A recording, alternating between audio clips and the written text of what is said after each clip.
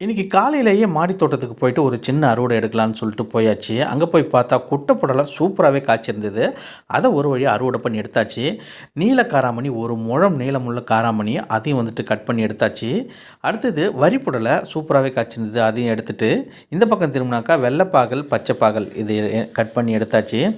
மழைக்கு தட்டு தடுமாறி வந்த செடி பீன்ஸு, அதையும் வந்துட்டு அறுவடை பண்ணியாச்சு. எக்ஸல் லார்ஜ் சொல்லிட்டு ஒரு அசாம் வெரைட்டி பிரிஞ்சல் சூப்பராகவே காய்ச்சிருந்தது. முதல் காய் அதை வந்துட்டு அறுவடை பண்ணி எடுத்தாச்சு. இந்த பக்கம் திரும்பினாக்கா வேங்கேரி கத்திரியில் கொத்து கொத்தாக நீளமாகவே காய்ச்சிருந்ததுங்க. அதையும் வந்துட்டு அறுவடை பண்ணி எடுத்தாச்சு.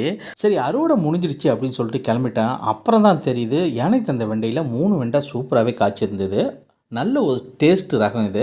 அதையும் வந்துட்டு ஒரு வழியாக அறுவடை பண்ணி எடுத்துட்டாச்சு. இன்றைக்கி போனதுக்கு நமக்கு நீலக்காரமணி, குட்டை புடலை, யானை தந்த வெண்டை, வேங்கேரி கத்திரி, எக்ஸல் லார்ஜ் கத்திரி இதெல்லாமே கிடைச்சிது. உங்கள் தோட்டத்தில் நீங்கள் என்ன அறுவடை பண்ணீங்க அப்படின்றத கமெண்ட் பண்ணி. இன்றைக்கி காலையிலேயே மாடி தோட்டத்துக்கு போய்